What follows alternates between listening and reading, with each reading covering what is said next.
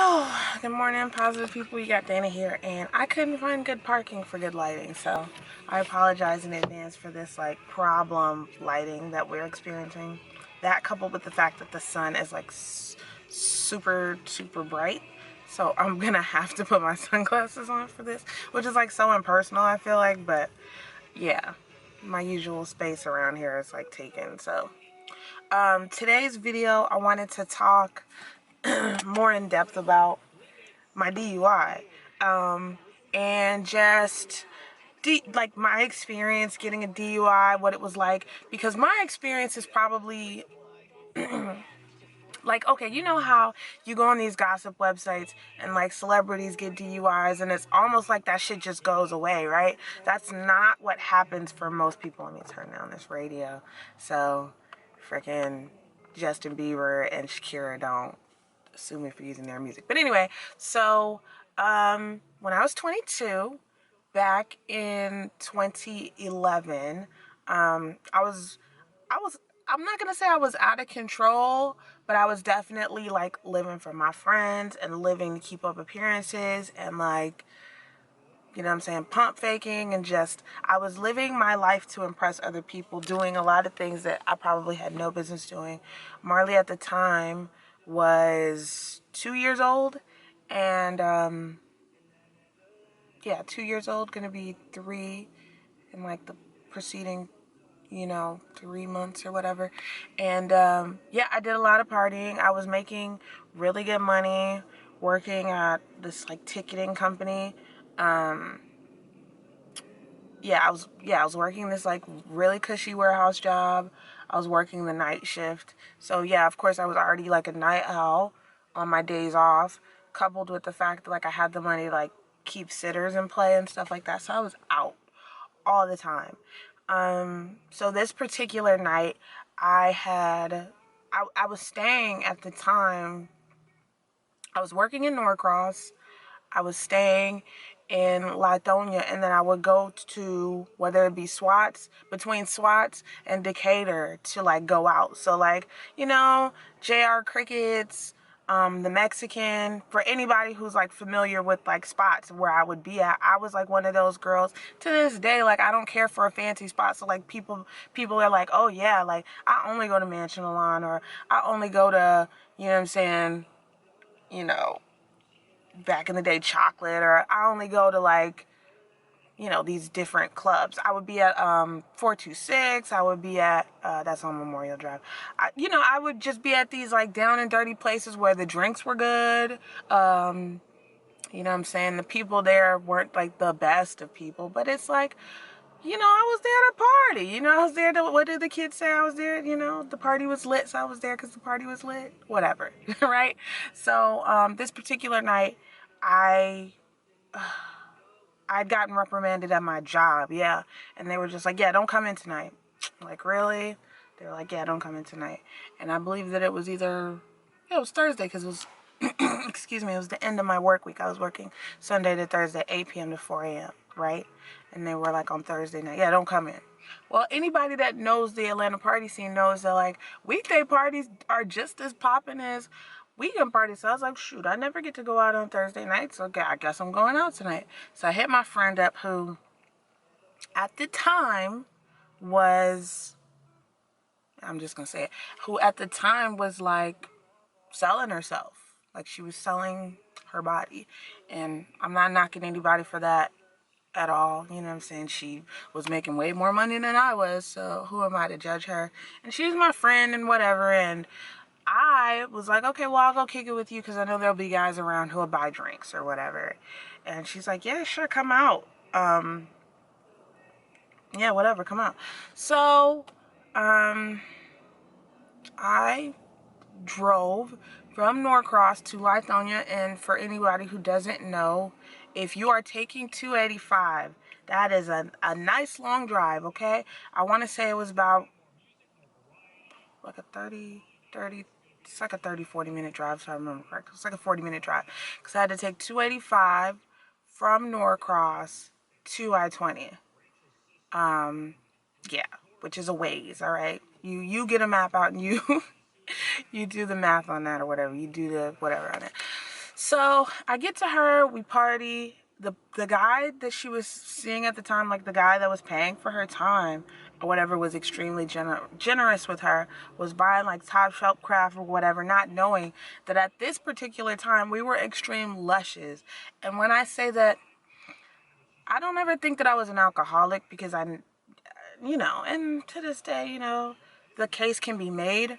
I definitely drank a lot. There was no denying that. At the time, I was maybe a year out of my relationship with Marley's dad, and I think that might have manifested itself in why I felt like going out all the time. Also, coupled with the fact that I was just bitter that I was now a single mom and that the responsibility was on me. And it felt like to me that her dad got away scot-free from the responsibility. To this day, I sort of feel like that, but at this point in my life, it's like I'm mature enough to understand that, like, look, you know what I mean? I decided to grow up. Who am I to like sit here and be bitter because this guy, doesn't want to. I just realized the camera's kind of crooked, so I'm going to straighten y'all up. You just got to get over it and live with, the consequences of your actions. Having Marley not necessarily was the consequence, but definitely the idea of being alone and having to do this on my own and having to get my shit together and having to just grow up irked me, not gonna lie. And I feel like if more women accepted the fact that like the responsibility falls solely on them and they, own that truth, we'd all be a little more happy with our situations and we'd be looking at everything from a much clearer perspective. But anyway, that night I had 4 Patron margaritas. Big ones, okay? Not these little, bum ass drinks that you get at these like high acidity ass clubs. It was in a nice size glass, filled to the brim. I know they were putting at least 3 shots in each one, and I had 4 of them Jones, and they were going for about $8 a pop. And this dude that my friend was kicking it with was like, yeah, whatever you like, you know what I'm saying? So I ended up staying at this particular spot because they also sold food, and so I ate, and she goes to me, she's like, yeah, I'm gonna go over his house. And yo, I'm not selling ass, so I'm like, yeah, no. And she's like, well, I feel like you should leave your car and come with us. He won't, he's not gonna come on to you. He's just trying to kick it with me. I wouldn't do you like that. And she had never put me in a situation where a guy felt like he could do that to me or whatever. And like I said, that man, was just generous like that. One of these older cats. And that's another thing about Atlanta, like, older men have a thing for younger women and will pay for their time, whether it be through drinks, whether it be through a straight cash exchange. That's just how things were back home. And it wasn't uncommon for a man to like throw a girl 60 to 80 bucks to like, sleep with her for the night and have her out of the door by 2, 3 in the morning or whatever. So I was just like, you know what? I just want to go home. I was still, even though that I had like went out and kicked it with her, I was still mad about the whole work situation. So I was just like, nah, I'm going to drive home. And, yeah.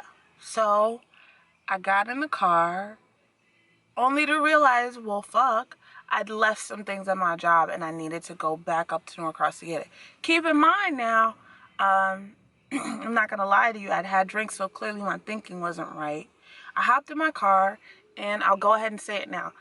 Usually people that get DUIs, that's not their first time behind the wheel, drunk, tipsy, buzzed, whatever. And up to this point, I had just started seeing the guy that I was, oh God, excuse me. I had just started seeing the guy that I was seeing at the time, and he lived in Smyrna, and because I was so accustomed to doing it, I would go over to his house after having a couple drinks and like driving in the car, and it was never an issue. But this particular night, what was different outside of any other night was the fact that I was in a rush to get home. So I left the spot where we were at, and I'm doing this part of Lithonia was, I think, a 60-mile-an-hour zone once you got to Wesley Chapel. Yeah, after Panola Road, that's when it slowed down to 55. I did 70 from like almost over by Stonecrest Mall up to Wesley Chapel Road. And then once I got on 285 to get up to Norcross after Wesley Chapel Road, I was still doing 70. So Yeah.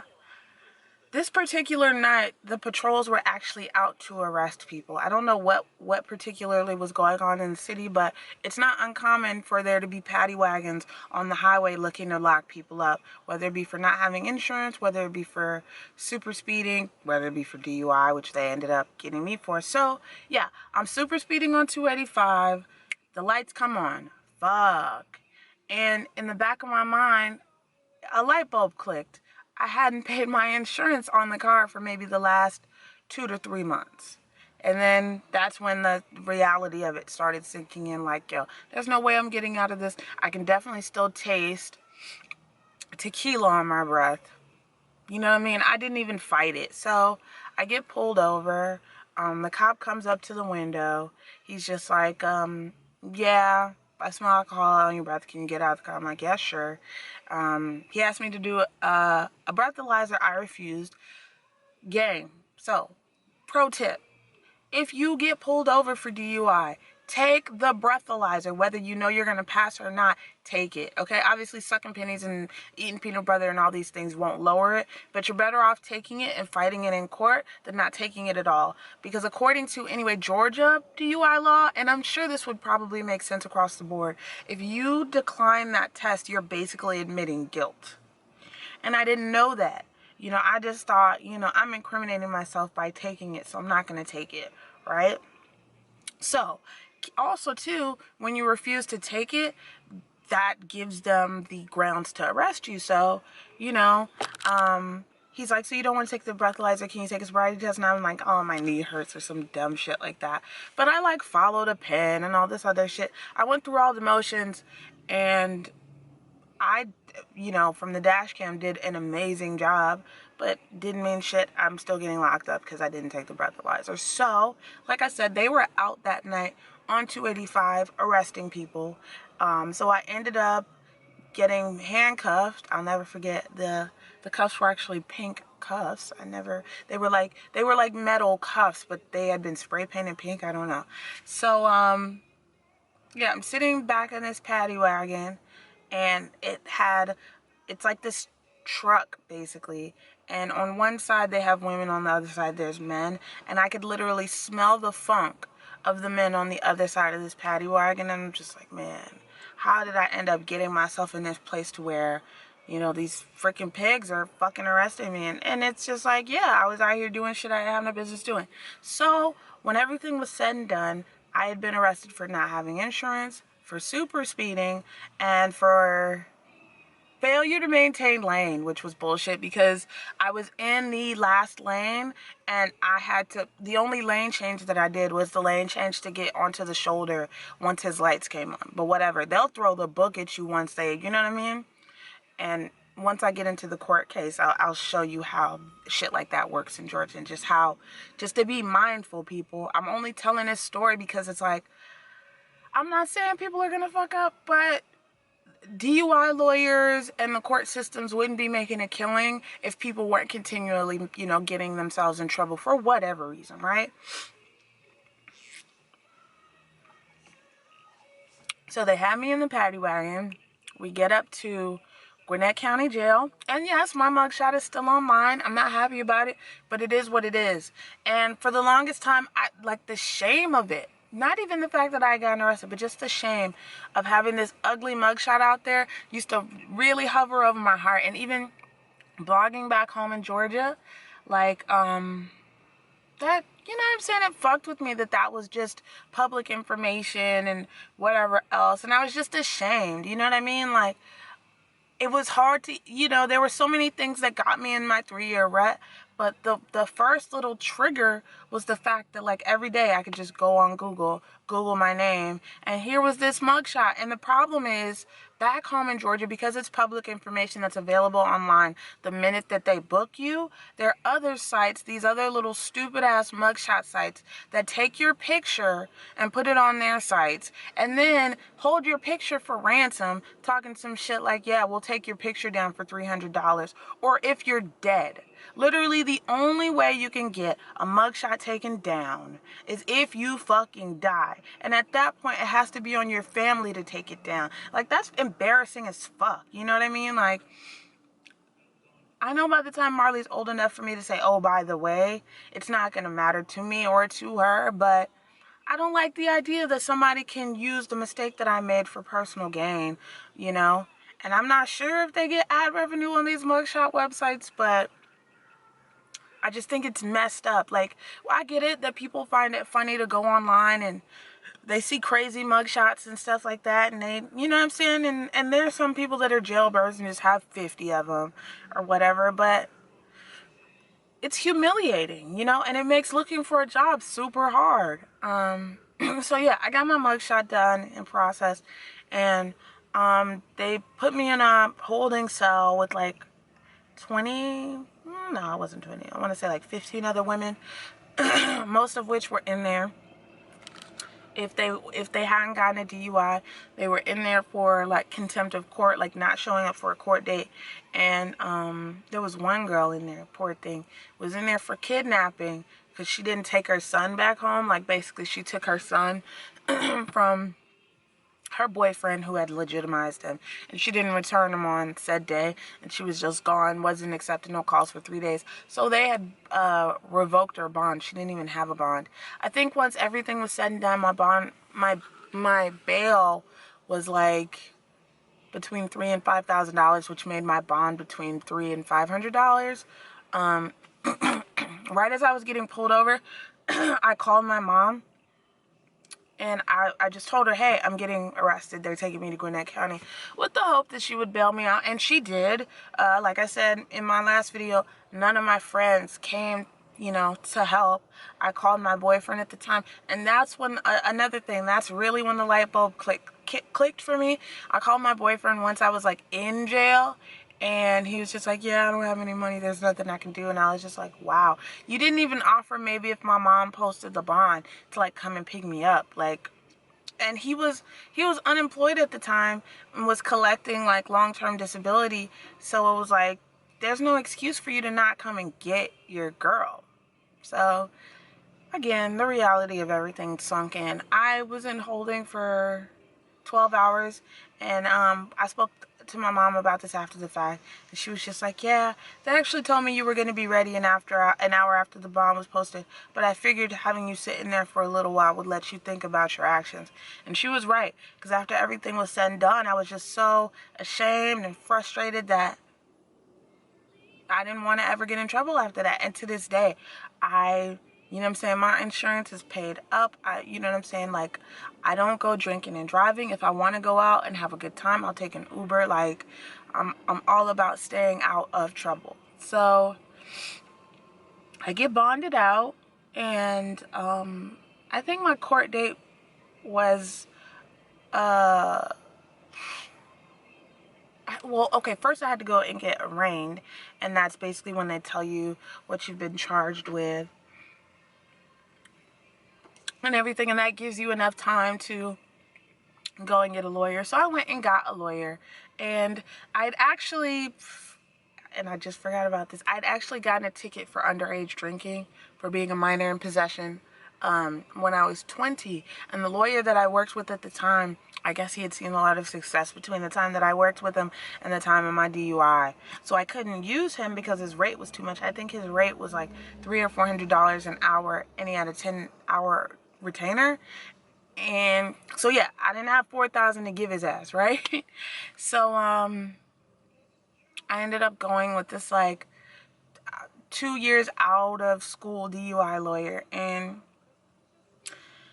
I probably could have done more for myself than she did for me. She actually told me to plead guilty, which I'm just like, bitch, I've never pled NOLO. Why is NOLO not an option again? And yeah, I wish that they had like a Yelp style system or an Angie's List or something for an attorney then, because she was definitely hands down the worst attorney I've ever worked with. She was just like, yeah, just let them throw the book at you, whatever. And it's just like, bitch, at this point, it's better for me to do the damn 3 days in jail than to fucking, you know what I'm saying, sell myself up the river and take this damn DUI. But like I said, she was the one drafting my paperwork. She was the one wording it. And you have to have an attorney for those things, or else the judge won't take you seriously. And obviously having a public defender, it would have gone the same way. So I was pissed because it's like, I retained you, bitch, for a certain amount of hours, and you refused to do any damn work. Like, what the fuck, right? So, we go through with the trial, and they ended up taking the super speeder ticket away and the failure to maintain lane, and I got stuck with the insurance ticket and obviously the DUI. And instead of having to do 3 days to a week in jail, I ended up having a year probation, some fines, and I think that they said 24 hours of community service.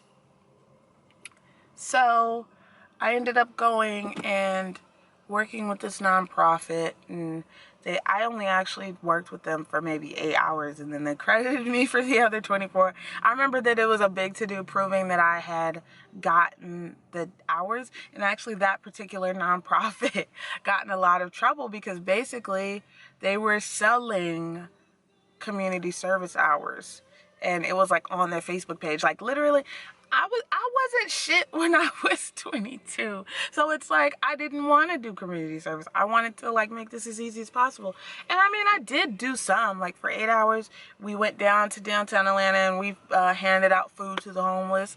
So it wasn't like I didn't do anything, it's just I didn't do all the time that I was supposed to do.